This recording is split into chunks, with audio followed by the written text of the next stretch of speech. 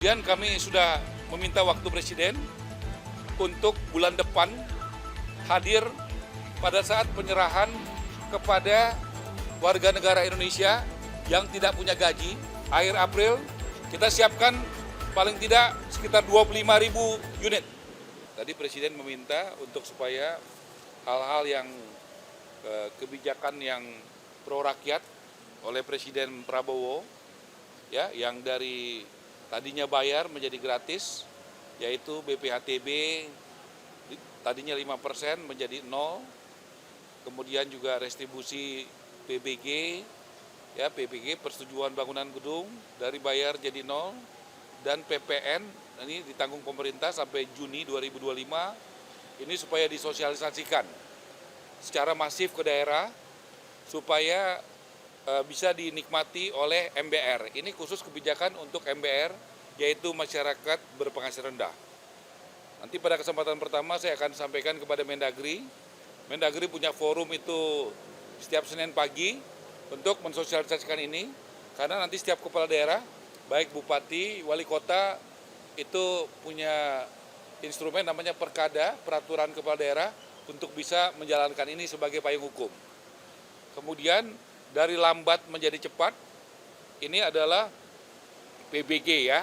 PBG itu dulu 45 hari, tapi misalnya di Subang itu bisa tidak sampai 1 jam, di Gianyar bisa 14 menit, kemudian di Badung juga bisa 17 menit, Badung ini di Bali, Sumedang juga bisa 53 menit, dan Tangerang 59 menit. Jadi Presiden Prabowo sangat pro kepada rakyat kecil, bagaimana kebijakan ini yang tadinya bayar jadi gratis, dan yang tadinya lama jadi cepat. Dan ini diminta untuk disosialisasikan dan dijalankan oleh semua kepala daerah di seluruh Indonesia.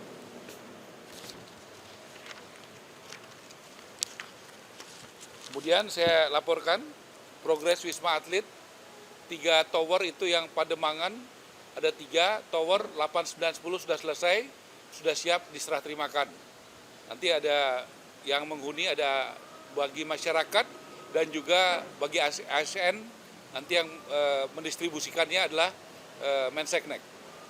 Ini di Wisma Atlet, karena ini adalah dulu adalah momentum yang sangat bersejarah buat bangsa kita, karena pada saat COVID itu begitu banyak dokter kita dan perawat yang berjuang, ya, yang menyelamatkan jiwa-jiwa warga Indonesia yang kena COVID. Jadi kita berusaha untuk membuatnya dengan sebaik-baiknya. Kemudian juga pembangunan tower di IKN, itu yang sudah selesai 20 tower. 20 tower ini sudah selesai, dan itu bisa digunakan. 20 tower sudah selesai. Kemudian ini capaian rumah subsidi, FLPP. Jadi saya bisa disorot, ya. Ini datanya. Jadi yang berjalan pembangunan 9.330, ready stock 14.042, persetujuan kredit artinya dari banknya udah setuju 19.643, yang akad kredit tapi belum cair 20.603, total 63.618. Kemudian yang sudah sampai kepada masyarakat itu 69.000. Ini akad dan sudah cair. Akad Tapera khusus PNS yang sudah terbangun dan akad 1.384. Jadi totalnya 134.937. Ini bank penyalurnya, ya. Dan ini asosiasi yang membangun. Untuk tahun 2025 kita menyiapkan yang sudah ada DIPA-nya 220.000 rumah subsidi. Kemudian saya juga laporkan rumah subsidi yang kami sudah turun, banyak yang bagus, yang jalannya bagus, temboknya nggak retak, ubinnya juga rata, airnya bagus, penghijauannya bagus. Tapi kami juga menemukan yang tidak hujan banjir, yang belum setahun retak-retak dan sebagainya. Presiden memerintahkan, karena ini adalah rumah subsidi, Rumah subsidi bukan berarti tidak berkualitas, harus berkualitas. Karena ada contoh yang banyak yang berkualitas. Yang tidak berkualitas ini merugikan rakyat. Jadi kami sudah minta audit ke BPK dan kami juga sudah sampaikan dalam pertemuan dengan KPK kemarin.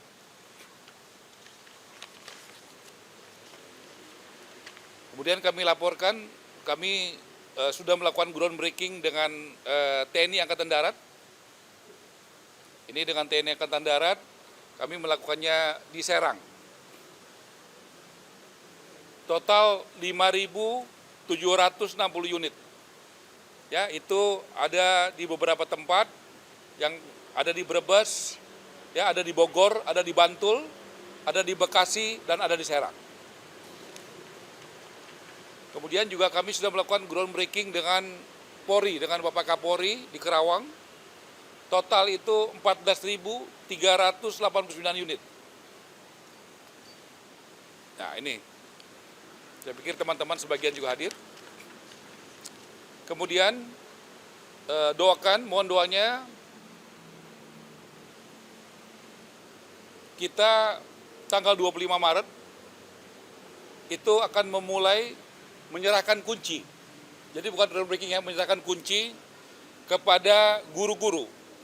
Kita akan buat tanggal 25 Maret. Ada di Bogor, ada di Makassar, ada di Aceh dan Medan, ada di Pontianak, ada di Kupang, ada di Bangkalan, Madura, ada di Jayapura. Totalnya kita 20.000 unit rumah. 20.000 unit rumah, dan nanti pada saat penyerahan kunci simbolis pada tanggal 25 Maret, total itu sekitar 250 rumah. Sekitar 250 rumah. Kemudian kami sudah meminta waktu Presiden untuk bulan depan hadir pada saat penyerahan kepada warga negara Indonesia yang tidak punya gaji, ya, yang tidak punya gaji seperti pedagang sayur, pedagang bakso, dia tidak punya gaji, dia tapi punya usaha, dia punya penghasilan. Dan kami akan melakukannya di bulan April, ya, akhir April, kita siapkan paling tidak sekitar 25.000 unit. Ya. Ini akan kita buat sekitar tanggal 25 April di Jawa Barat, Jawa Tengah, Sulawesi Selatan, Sumatera Selatan, Kalimantan Selatan, Nusa Tenggara Barat, dan masih banyak lagi daerah lainnya. Rencana kita akan pada saat akad, pas acara, paling enggak 1.000 orang, 1.000 kita akan serahkan. Tapi totalnya kita siapkan 29.000. Ya, secara bertahap. Tapi pada acara kita akan siapkan 1.000 unit minimal. Kami juga laporkan berkat kewibawaan Bapak Presiden, gotong royong CSR dari perusahaan swasta sudah jalan, dari Harum Energi, dari Agung Sedayu, dari Berau, kemudian akan jalan Adaro dan Astra, kemudian juga pertengahan bulan depan, bulan April, kita akan mulai merenovasi paling tidak 500 dari Buddha Suci, Yayasan Buddha Suci, dan 200 dari Kadit di Tanah Tinggi. Itu sekitar tanggal 14 April, kita akan mulai itu. Kemudian Presiden meminta untuk memanfaatkan aset negara secara maksimal, yaitu tanah BUMN, khususnya kereta api, Perumnas, dan perkebunan. Kemudian juga di Dirjen Kekayaan Negara di bawah Kementerian Keuangan. Itu yang paling cepat kita, yang ex-BLBI, yang ada di Lipo Karawaci. Itu sebelah lapangan golf, itu akan segera kita manfaatkan karena itu idle, clear and clean, tidak bersengketa, dan tidak ada masyarakat di atasnya yang tinggal di situ.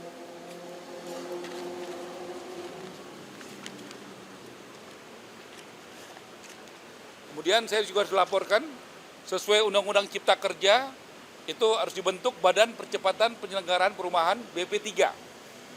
BP3 ini adalah hunian berimbang, di mana pengembang kalau dia membangun satu rumah mewah, dia wajib membangun 2 rumah yang sedang dan 3 rumah yang sederhana. Ini untuk mengedepankan keadilan sosial. Jadi ini sangat penting bagaimana Bapak Presiden selalu dengan Pancasila dan Konstitusi ada keadilan sosial. Jadi BP3 ini akan segera kita bentuk supaya ini bisa berjalan soal keadilan. Kalau rumah gratis itu, pertama itu yang dari CSR. Contoh dari perusahaan-perusahaan dari Agung Sedayu, 250 di Tangerang, 500 di Berau. Nanti dari Adaru, itu yang gratis. Gitu ya. Kalau yang tadi saya jelaskan rumah subsidi. Nah, begitu. Kalau berapa totalnya, itu yang kita minta data dari Kementerian Dalam Negeri. Karena yang mengeluarkan izin, karena rumah itu kalau mau dibangun atau mau direnovasi mesti ada izinnya. Kita minta tolong kepada Mendagri supaya kepala daerah memberikan datanya kepada kita. Karena izinnya itu dari, kita mau bangun rumah apa aja, komersial kah, subsidi kah, rusun kah, apartemen kah, itu kan harus ada izin. Izin itu namanya PBG, Persetujuan Bangunan Gedung. Dan itu adanya izinnya dari kepala daerah. Itu yang kita akan peroleh datanya dari Kementerian Dalam Negeri. Yang kita tadi sampaikan itu adalah rumah subsidi. Kenapa kita bisa kasih datanya? Karena dari Tapera. Tapera memberikan kepada bank penyalur. Jadi datanya itu tajam, detail gitu ya.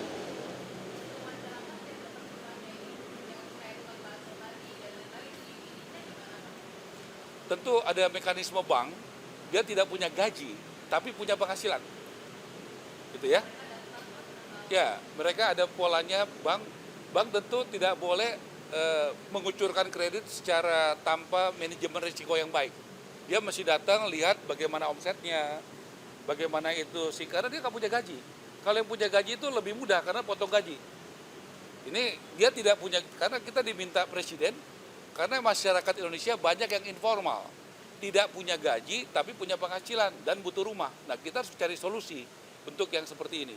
Nggak bisa kita hanya kasih yang punya gaji, pegawai yang punya gaji. Nah, kalau pegawai yang punya gaji itu mudah, TNI, Polri, pegawai negeri, itu mudah. Kita juga nggak boleh bekerja yang mudah-mudah aja. Kita juga harus cari bagaimana solusi supaya yang tidak punya gaji tapi punya penghasilan.